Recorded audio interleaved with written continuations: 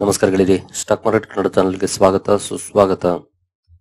Lead ವಿಡಿಯೋದಲ್ಲಿ ಇವತ್ತು ನಮ್ಮ ಮಾರ್ಕೆಟ್ ಅಲ್ಲಿ ಸುದ್ದಿಯಲ್ಲಿರುವಂತಹ ಇಂಪಾರ್ಟೆಂಟ್ ಶೇರ್ಗಳ ಬಗ್ಗೆ ತಿಳ್ಕೊಳ್ಳುವಂತ ಪ್ರಯತ್ನವನ್ನು ಮಾಡೋಣ. ಸಾಕಷ್ಟು ಸ್ಟಾಕ್ ಗಳಿಗೆ ಸಂಬಂಧಪಟ್ಟಂತಹ ಅಪ್ಡೇಟ್ಗಳಿದಾವೆ, ಅವುಗಳನ್ನ ಒಂದೊಂದಾಗಿ ತಿಳ್ಕೊಳ್ತಾ ಹೋಗೋಣ. ವಿಡಿಯೋನ ಕೊನೆವರೆಗೂ ನೋಡಿ, ಪೂರ್ತಿ ವಿಚಾರ ತಿಳ್ಕೊಳ್ಳಿ. ಹಾಗೆ ಮುಂದುವರಿಯುವ ಮುಂಚೆ ಆಸ್ ಯೂಶುವಲ್ ಡಿಸ್ಕ್ಲೇಮರ್ ಕೊಡ್ಲಿಕ್ಕೆ ಇಷ್ಟಪಡ್ತೀನಿ.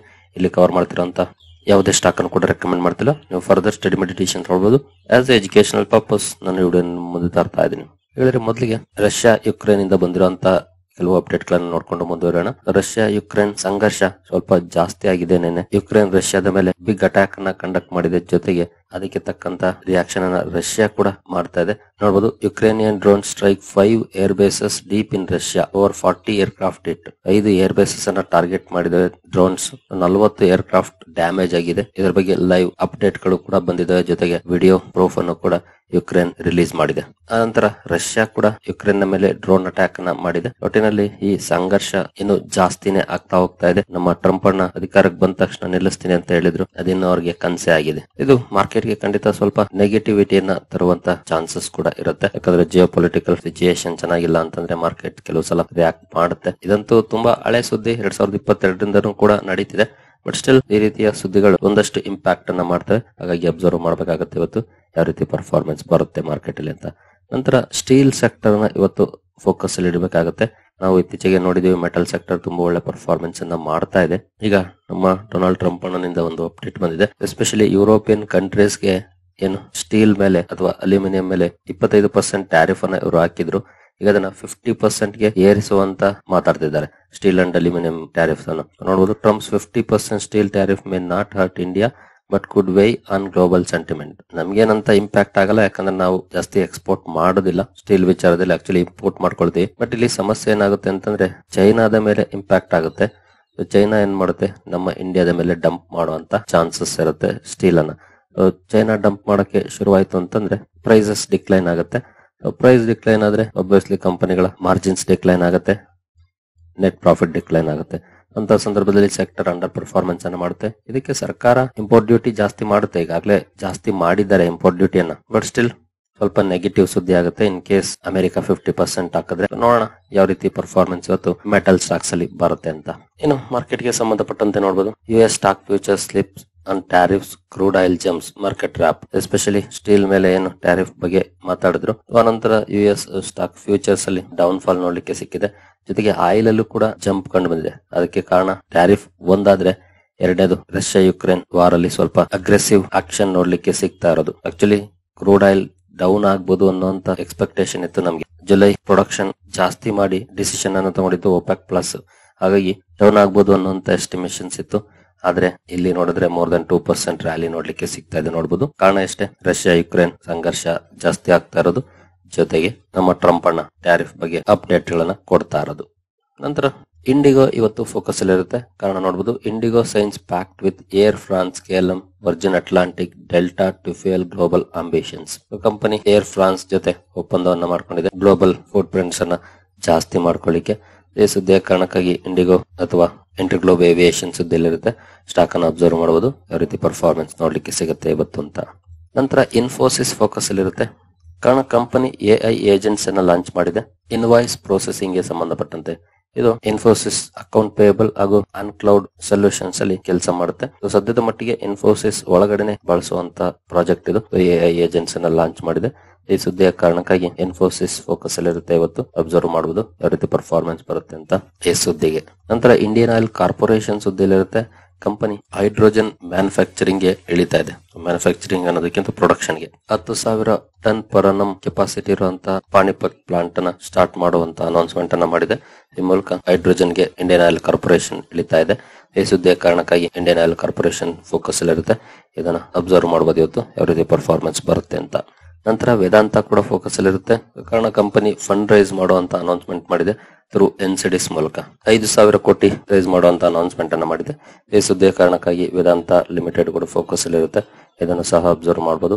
ನಂತರ ಅಶೋಕ್ ಲೇಲ್ಯಾಂಡ್ ಕೂಡ ಫೋಕಸ್ ಅಲ್ಲಿ ಇರುತ್ತೆ ಇವತ್ತು. ಕಾರಣ ನೋಡಬಹುದು, Ashok Leyland supplies 25 of 250 order trucks to Patanjali group. ಇದು ಪತಂಜಲಿ ಗ್ರೂಪ್ 250 ಟ್ರಕ್ಸ್ ಅನ್ನ ಆರ್ಡರ್ ಮಾಡಿದೆ. ಇದರಲ್ಲಿ 25 ಟ್ರಕ್ಸ್ ಅನ್ನ ಸಪ್ಲೈ ಮಾಡಿದೆ ಈಗ ಅಶೋಕ್ ಲೇಲ್ಯಾಂಡ್. ಈ ಸುದ್ದಿಯ ಕಾರಣಕ್ಕಾಗಿ ಫೋಕಸ್ ಅಲ್ಲಿ ಇರುತ್ತೆ. ಅಬ್ಸರ್ವ್ ಮಾಡಬಹುದು ಯಾವ ರೀತಿ ಪರ್ಫಾರ್ಮೆನ್ಸ್ ಬರುತ್ತೆ ಅಂತ. ನಂತರ ಸಿಪ್ಲಾ ಫೋಕಸ್ ಅಲ್ಲಿ ಇರುತ್ತೆ, ಕಾರಣ ಕಂಪನಿಯ ಬೆಂಗಳೂರು ಯೂನಿಟ್ ಅಲ್ಲಿ USFDA ಇನ್ಸ್ಪೆಕ್ಷನ್ ಇತ್ತು. ಅದರಲ್ಲಿ 1 ಅಬ್ಸರ್ವೇಷನ್ ಮೂಲಕ ಇನ್ಸ್ಪೆಕ್ಷನ್ ಕಂಪ್ಲೀಟ್ ಆಗಿದೆ.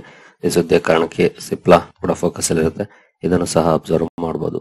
ನಂತರ ಅದಾನಿ ಎನರ್ಜಿ ಸೊಲ್ಯೂಷನ್ಸ್ ಸುದ್ದಿಯಲ್ಲಿ ಇರುತ್ತೆ, ಕಾರಣ ನೋಡಬಹುದು. Adani energy solutions to raise 4300 crore via share sale. Company stake sale ಮಾಡೋ ಮೂಲಕ 4300 ಕೋಟಿ ಫಂಡ್ ರೈಸ್ ಮಾಡುವಂತ ನಿರ್ಧಾರವನ್ನು ಮಾಡಿದೆ. ಈ ಕಾರಣದಿಂದ ಸುದ್ದಿಯಲ್ಲಿರುತ್ತೆ. ಜೊತೆಗೆ ಕಂಪನಿ ಒಂದು ಆರ್ಡರ್ ಅನ್ನು ಕೂಡ ಪಡ್ಕೊಂಡಿದೆ. ಮಹಾರಾಷ್ಟ್ರದಿಂದ ಇಂಟರ್ಸ್ಟೇಟ್ ಟ್ರಾನ್ಸ್ಮಿಷನ್ ಪ್ರಾಜೆಕ್ಟ್ ಅನ್ನು ಪಡ್ಕೊಂಡಿದೆ. ಈ ಎರಡು ಸುದ್ದಿಯ ಕಾರಣಕ್ಕಾಗಿ ಅದಾನಿ ಎನರ್ಜಿ ಸೊಲ್ಯೂಷನ್ಸ್ ಫೋಕಸ್ ಅಲ್ಲಿ ಇರುತ್ತೆ, ಇದನ್ನು ಸಹ ಅಬ್ಸರ್ವ್ ಮಾಡಬಹುದು, ಯಾವ ರೀತಿಯ ರಿಯಾಕ್ಷನ್ ಮಾರ್ಕೆಟ್ ಅಲ್ಲಿ ನೋಡ್ಲಿಕ್ಕೆ ಸಿಗುತ್ತೆ ಅಂತ. ನಂತರ ಕಜಾರಿಯಾ ಸೆರಾಮಿಕ್ಸ್ ಫೋಕಸ್ ಅಲ್ಲಿ ಇರುತ್ತೆ. ಕಂಪನಿ ರಾಜಸ್ಥಾನ ಯೂನಿಟ್ ಅಲ್ಲಿ ಟೈಲ್ ಅಧೆಸಿವ್ ಕಮರ್ಷಿಯಲ್ ಪ್ರೊಡಕ್ಷನ್ ಅನ್ನ ಕಮೆನ್ಸ್ ಮಾಡಿದೆ. ಅಂದ್ರೆ ಟೈಲ್ ಅನ್ನ ಅಥವಾ ಟೈಲ್ಸ್ ಅನ್ನ ಅಂಟಿಸೋದಕ್ಕೆ ಬಳಸುವಂತ ಅಧೆಸಿವ್ ಕಮರ್ಷಿಯಲ್ ಪ್ರೊಡಕ್ಷನ್ ಅನ್ನ ಸ್ಟಾರ್ಟ್ ಮಾಡಿದೆ. ಈ ಸುದ್ದಿಯ ಕಾರಣಕ್ಕಾಗಿ ಕಜಾರಿಯಾ ಸೆರಾಮಿಕ್ಸ್ ಕೂಡ ಫೋಕಸ್ ಅಲ್ಲಿ ಇರುತ್ತೆ. ಈ ಸ್ಟಾಕ್ ಅನ್ನು ಸಹ ಅಬ್ಸರ್ವ್ ಮಾಡಬಹುದು, ನ್ಯೂಸ್ ಯಾವ ರೀತಿ ಇಂಪ್ಯಾಕ್ಟ್ ಮಾಡುತ್ತೆ ಸ್ಟಾಕ್ ನ ಮೇಲೆ ಅಂತ. ನಂತರ 5M ಇಂಡಸ್ಟ್ರೀಸ್ ಕೂಡ ಫೋಕಸ್ ಅಲ್ಲಿ ಇರುತ್ತೆ. ಈ ಕಂಪನಿ ಆಟೋ ಎನ್ಸಿಲರೀಸ್ ಅಲ್ಲಿ ಕೆಲಸ ಮಾಡುವಂತಹ ಕಂಪನಿ, ನಾನು ಹಿಂದೆ ಹಲವು ಸಲ ಕವರ್ ಮಾಡಿದ್ದೀನಿ. ಕಂಪನಿ ಗುರುಗ್ರಾಮ್ ಅಲ್ಲಿ ನ್ಯೂ ಆಫೀಸ್ ಅನ್ನ ಓಪನ್ ಮಾಡಿದೆ. ರಿಸರ್ಚ್ ಅಂಡ್ ಡೆವಲಪ್ಮೆಂಟ್ ಗೆ ಸಂಬಂಧಪಟ್ಟಂತೆ R&D ಫೆಸಿಲಿಟಿಯನ್ನು ಓಪನ್ ಮಾಡಿದೆ. Electronic innovation and corporate office ಎಲ್ಲವೂ ಕೂಡ ಆಗಿರುತ್ತೆ. ಈ ಸುದ್ದಿಯ ಕಾರಣಕ್ಕಾಗಿ 5M ಇಂಡಸ್ಟ್ರೀಸ್ ಕೂಡ ಫೋಕಸ್ ಅಲ್ಲಿ ಇರುತ್ತೆ, ಇದನ್ನು ಸಹ ಅಬ್ಸರ್ವ್ ಮಾಡಬಹುದು. ನಂತರ ಥಾಮಸ್ ಕುಕ್ ಲಿಮಿಟೆಡ್ ಕೂಡ ಸುದ್ದಿಯಲ್ಲಿ ಇರುತ್ತೆ. ಇದ್ರ ಬಗ್ಗೆ ಕೆಲವರು ಪ್ರಶ್ನೆ ಮಾಡ್ತಾ ಇದ್ದಾರೆ ಕಮೆಂಟ್ ಸೆಕ್ಷನ್ ಅಲ್ಲಿ. ಖಂಡಿತ ಕಂಪನಿ ಡಿಸೆಂಟ್ ಕಂಪನಿ, ಒಂದು ಸ್ಮಾಲ್ ಕ್ಯಾಪ್ ಕಂಪನಿ, ರಿಸ್ಕ್ ಕೂಡ ಜಾಸ್ತಿ ಇರುವಂತದ್ದು. ಇಂಟ್ರೆಸ್ಟ್ ಇರೋರು ಸ್ಟಡಿ ಮಾಡಬಹುದು, ಅದರಲ್ಲೇನು ತಪ್ಪಿಲ್ಲ. ಬಟ್ ರಿಸ್ಕ್ ಜಾಸ್ತಿ ಇರುವಂತದ್ದು, ಯಾಕಂದ್ರೆ ಸ್ಮಾಲ್ ಕ್ಯಾಪ್ ಕಡೆ ಹೋದಾಗೆಲ್ಲ ರಿಸ್ಕ್ ಜಾಸ್ತಿನೇ ಇರುತ್ತೆ. ಬಟ್ ಪೊಟೆನ್ಶಿಯಲ್ ಇರುವಂತಹ ಕಂಪನಿ ಪೇಮೆಂಟ್ ಸೊಲ್ಯೂಷನ್ ಗೆ ಸಂಬಂಧಪಟ್ಟಂತೆ ಮುತ್ತೂಟ್ ಫೈನಾನ್ಸ್ ಜೊತೆ ಒಪ್ಪಂದವನ್ನು ಮಾಡಿಕೊಂಡಿದೆ. ಈ ಒಪ್ಪಂದದ ಕಾರಣಕ್ಕೆ ಸ್ಟಾಕ್ ಫೋಕಸ್ ಅಲ್ಲಿ ಇರುತ್ತೆ, ಇಂಟ್ರೆಸ್ಟ್ ಇರೋರು ಸ್ಟಡಿ ಮಾಡಬಹುದು. ಜೊತೆಗೆ ಇವತ್ತು ಸ್ಟಾಕ್ ಅನ್ನು ಅಬ್ಸರ್ವ್ ಮಾಡಬಹುದು, ಯಾವ ರೀತಿ ಪರ್ಫಾರ್ಮೆನ್ಸ್ ಇವತ್ತು ಈ ನ್ಯೂಸ್ ಗೆ ಸಂಬಂಧಪಟ್ಟಂತೆ ಬರುತ್ತೆ ಅಂತ. ನಂತರ ಗೋದ್ರೇಜ್ ಪ್ರಾಪರ್ಟೀಸ್ ಕೂಡ ಫೋಕಸ್ ಅಲ್ಲಿ ಇರುತ್ತೆ. ಕಾರಣ ನೋಡಬಹುದು, ಕಂಪನಿ ಪುಣೆಯಲ್ಲಿ 14 ಎಕರೆ ಲ್ಯಾಂಡ್ ಪಾರ್ಸಲ್ ಅನ್ನ ಅಕ್ವೈರ್ ಮಾಡ್ಕೊಂಡಿದೆ. ಸುಮಾರು 4200 ಕೋಟಿ ರೆವೆನ್ಯೂ ಪೊಟೆನ್ಶಿಯಲ್ ಅನ್ನ ಇಲ್ಲಿ ಎಕ್ಸ್ಪೆಕ್ಟ್ ಮಾಡ್ತಾ ಇದೆ.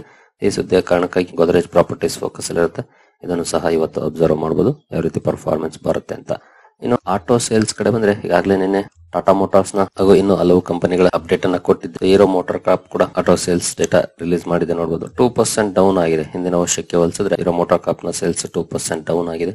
ನಂತರ Kia India unlisted company TVS motors ಅಲ್ಲಿ ಒಳ್ಳೆ ಪರ್ಫಾರ್ಮೆನ್ಸ್ ನೋಡಲಿಕ್ಕೆ ಸಿಕ್ಕಿದೆ. ನೋಡಬಹುದು ಇಂಡಿಯಾದಲ್ಲಿ 14% ಅಪ್ ಆಗಿದೆ, ಎಕ್ಸ್ಪೋರ್ಟ್ಸ್ 22% ಅಪ್ ಆಗಿದೆ. EV ಬಿಸ್ನೆಸ್ ಅಲ್ಲಿ 50% ಇಯರ್ ಆನ್ ಇಯರ್ ಗ್ರೋತ್ ಕಂಡು ಬಂದಿದೆ. ಟಾಟಾ ಮೋಟಾರ್ಸ್ ಅಲ್ಲಿ ಆಲ್ಮೋಸ್ಟ್ ಎಲ್ಲ ಕಡೆ ಡೌನ್ ಪರ್ಫಾರ್ಮೆನ್ಸ್ ಇದೆ, ಬಟ್ EV ಸೇಲ್ಸ್ ಅಲ್ಲಿ ಅಪ್ ಆಗಿದೆ, 2% ಅಪ್ ಆಗಿದೆ ಇಯರ್ ಆನ್ ಇಯರ್ ಕಂಪೇರ್ ಮಾಡಿದ್ರೆ EV ಸೇಲ್ಸ್ ಅಲ್ಲಿ. ಸೊ ಎಲ್ಲ ಶೇರ್ ಗಳನ್ನು ಕೂಡ ಇವತ್ತು ಅಬ್ಸರ್ವ್ ಮಾಡಬಹುದು, ಯಾವ ರೀತಿ ಪರ್ಫಾರ್ಮೆನ್ಸ್ ಬರುತ್ತೆ ಆಟೋ ಸೇಲ್ಸ್ ಡೇಟಾ ಆಗಿ ಅಂತ. ಇನ್ನು ಕೆಲವು ಕಂಪನಿಗಳು ಅನೌನ್ಸ್ ಮಾಡಬೇಕಾಗಿದೆ, ಬಹುಶಃ ಇವತ್ತು ನಾಳೆ ಅವು ಕೂಡ ಅನೌನ್ಸ್ ಮಾಡ್ತವೆ. ಇನ್ನು ರಿಸಲ್ಟ್ಸ್ ಕ್ಯಾಲೆಂಡರ್ ಕಡೆ ಬಂದ್ರೆ, ಇವತ್ತು ಕೆಲವು ಕಂಪನಿಗಳ ರಿಸಲ್ಟ್ ಇದೆ, ತುಂಬಾ ಏನಿಲ್ಲ. ನೋಡಬಹುದು Manoj jewel, NNTL, panorama, RGRL, ವಸುಧಾಗಾಮ್, ಈ 5 ಕಂಪನಿಗಳ ರಿಸಲ್ಟ್ಸ್ ಇದೆ, ಇವುಗಳನ್ನು ಕೂಡ ಅಬ್ಸರ್ವ್ ಮಾಡಬಹುದು.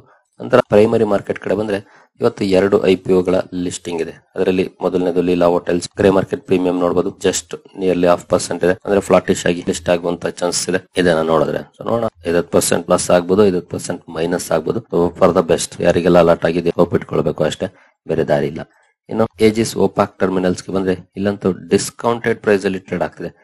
ಕಂಪನಿಯ ಇಶ್ಯೂ ಪ್ರೈಸ್ ಬಂದು 235 ಇದೆ. ಆಸ್ ಆಫ್ ನಾವು ನೋಡಬಹುದು ಗ್ರೇ ಮಾರ್ಕೆಟ್ ಅಲ್ಲಿ 234, ಅಂದ್ರೆ ಡಿಸ್ಕೌಂಟೆಡ್ ಅಲ್ಲಿ ಟ್ರೇಡ್ ಆಗ್ತಿದೆ. ಇಲ್ಲೂ ಕೂಡ ಫ್ಲಾಟಿಶ್ ಎಕ್ಸ್ಪೆಕ್ಟ್ ಮಾಡಬಹುದು, ಅಥವಾ 50% ಡೌನ್ ಅಥವಾ ಅಪ್ ಅಲ್ಲಿ ಲಿಸ್ಟ್ ಆಗುವಂತ ಚಾನ್ಸ್ ಇದೆ. ಆಸ್ ಆಫ್ ನೋ ಅಂತ ಪಾಸಿಟಿವ್ ಮೊಮೆಂಟಮ್ ಇಲ್ಲ 2 IPOಗಳ ಗ್ರೇ ಮಾರ್ಕೆಟ್ ಪ್ರೀಮಿಯಂ ಅಲ್ಲಿ. ನೋಡೋಣ ಎಷ್ಟಕ್ಕೆ ಲಿಸ್ಟ್ ಆಗ್ತವೆ ಅಂತ. ಇನ್ನು ಗಿಫ್ಟ್ ನಿಫ್ಟಿ ಕಡೆ ಬಂದ್ರೆ, ಗಿಫ್ಟ್ ನಿಫ್ಟಿಯಲ್ಲಿ ಆಸ್ ಆಫ್ ನೋ ನೋಡಬಹುದು 13 ಪಾಯಿಂಟ್ಸ್ ಅಥವಾ 0.05% ಪಾಸಿಟಿವ್ ಪರ್ಫಾರ್ಮೆನ್ಸ್ ಬರ್ತಾ ಇದೆ. ಆಕ್ಚುಲಿ ಇವತ್ತು ಒಳ್ಳೆ ಸುದ್ದಿಗಳಿದ್ದು. ಒಂದು, ನಮ್ಮ GDP ಡೇಟಾ ತುಂಬಾ ಚೆನ್ನಾಗಿತ್ತು. ಎರಡನೇದು, OPEC plus countries oil production ಅನ್ನು ಜಾಸ್ತಿ ಮಾಡುವಂತ ನಿರ್ಧಾರವನ್ನು ಮಾಡಿದ್ವು. ಬಟ್ ಈ 2 ಗುಡ್ ನ್ಯೂಸ್ ಗಳನ್ನ ಬಹುಶಃ ಡೊನಾಲ್ಡ್ ಟ್ರಂಪ್ ಟ್ಯಾರಿಫ್ಸ್ ನುಂಗಾಗ್ತಿದೆ ಅಂದ್ಕೊಳ್ಬಹುದು. ನಂತರ ರಷ್ಯಾ ಯುಕ್ರೇನ್ ವಾರ್ ತಿಂದಾಗ್ತಿದೆ ಅಂತ ಹೇಳ್ಬೋದು. ನೋಡೋಣ ಯಾವ ರೀತಿ ಪರ್ಫಾರ್ಮೆನ್ಸ್ ಇವತ್ತು ಬರುತ್ತೆ ಅಂತ. ಆಸ್ ಆಫ್ ನೋ ಸ್ವಲ್ಪ ಪಾಸಿಟಿವ್ ಅಲ್ಲಿ ಟ್ರೇಡ್ ಆಗ್ತಿದೆ, ಬಟ್ ಅಂತ ದೊಡ್ಡ ಮಟ್ಟದ ಪಾಸಿಟಿವ್ ಪರ್ಫಾರ್ಮೆನ್ಸ್ ಏನಲ್ಲ. ಹಾಗೆ ಏಷ್ಯನ್ ಮಾರ್ಕೆಟ್ಸ್ ಯಾವ ಕೂಡ ಇನ್ನು ಓಪನ್ ಆಗಿಲ್ಲ, ಯಾಕೆಂತ ಗೊತ್ತಿಲ್ಲ. ಆಲ್ಮೋಸ್ಟ್ 7:30 ಆಗಿದೆ, ಇವತ್ತು ಯಾಕೋ ಒಂದು ಓಪನ್ ಆಗಿಲ್ಲ. ಇನ್ನು ಡೌ ಜೋನ್ಸ್ ಫ್ಯೂಚರ್ಸ್ ಅನ್ನ ನೋಡಿದ್ರೆ, ಇಲ್ಲಂತೂ 138 ಪಾಯಿಂಟ್ಸ್ ಅಥವಾ 0.3% ಡೌನ್ ಫಾಲ್ ನೋಡ್ಲಿಕ್ಕೆ ಕಾಣ್ತಾ ಇದೆ. ನೋಡೋಣ ಯಾವ ರೀತಿ ಪರ್ಫಾರ್ಮೆನ್ಸ್ ಬರುತ್ತೆ ಅಂತ, ಹೋಪ್ ಇಟ್ಕೊಳ್ಳೋಣ ಒಳ್ಳೆ ಪರ್ಫಾರ್ಮೆನ್ಸ್ ಬರ್ಲಿ ಅಂತ. ಸರಿ ಗೆಳೆಯರಿ, ಈ ಎಲ್ಲ ಅಪ್ಡೇಟ್ಸ್ ನಿಮ್ಗೆ ಇಷ್ಟ ಆಗಿದೆ ಅಂದ್ಕೊಳ್ತೀನಿ. ಮುಂದಿನ ವಿಡಿಯೋದಲ್ಲಿ ಸಿಗೋಣ. ಎಲ್ಲರಿಗೂ ಜೈ ಹಿಂದ್, ಜೈ ಕರ್ನಾಟಕ.